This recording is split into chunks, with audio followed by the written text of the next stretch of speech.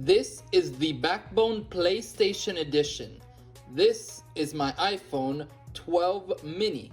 And this is my new gaming console. Now, honestly, I've had it for 3 weeks and I really like it. I think this could be awesome as a gaming console. There's just a few things you should know about it if you want to get one for yourself. Let's start with the Backbone app.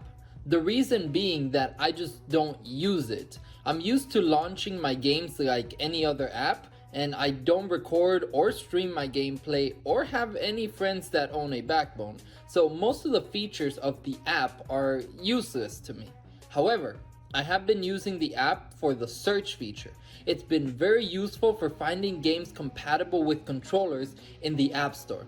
And aside from that, the only reason I keep it is because I once tried to uninstall it and the controller started acting up, pressing buttons by itself, and it all just magically went away once I reinstalled the app. So now I guess I have to keep it on my phone. Now, my favorite part of the Backbone is the design. In terms of looks, the PlayStation Edition is awesome, and honestly, I bought it just because of how good it looked. The original version is good too, but the PlayStation grayish white color and the see-through buttons and the D-pad, plus the huge small bezels on the phone screen, this looks as nice as the Nintendo Switch OLED, and actually I think it looks better. But the other thing about the design is how it feels to hold it and use it to actually play games.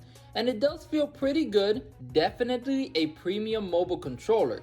The D-pad feels like a membrane keyboard, but it's good. The buttons feel nice and clicky, but they are a bit small and separate from each other, making it hard to press two at the same time. It's a minor thing, but it's there. As for the joysticks, they feel like the joysticks on the Nintendo Switch, so I'd say they're good, but definitely not the best. Now, for the triggers, L1 and R1 are nice clicky buttons.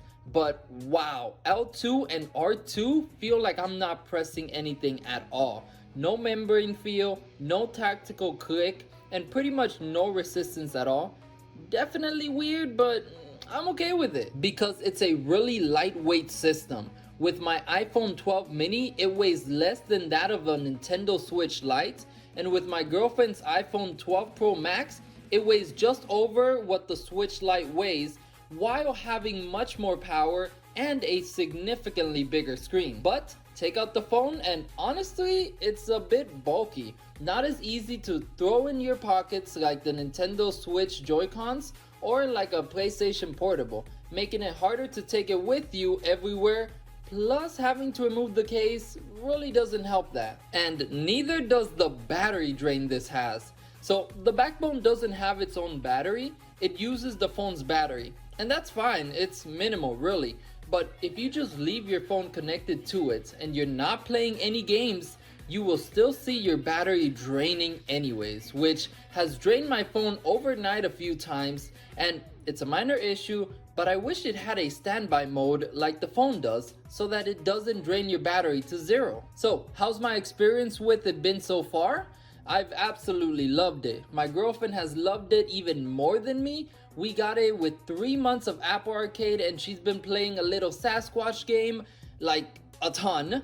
And honestly, it's been like having an entirely new console to play with.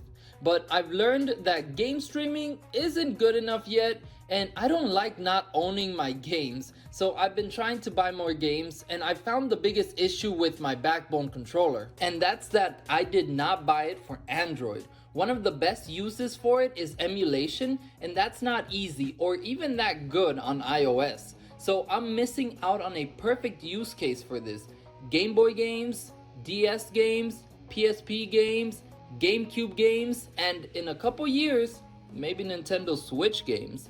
So definitely better to get this for Android phones unless you really like Apple Arcade. Now, the last thing about this controller is the ports. I am glad that it has a headphone jack, even though I think most phone users use Bluetooth at this point, or they just stick with the speakers on the phone. And the lightning port would be great, but it reduces my 20-watt charger to like 5 watts, maybe less. So honestly, I've given up on using the charger while I'm using the Backbone. So final thoughts. It's a bit pricey, but I've absolutely loved it, especially the design of the PlayStation Edition. My only issue is that it would have been better on Android for emulation. And honestly, that's it guys. Hope this helps. Bye bye.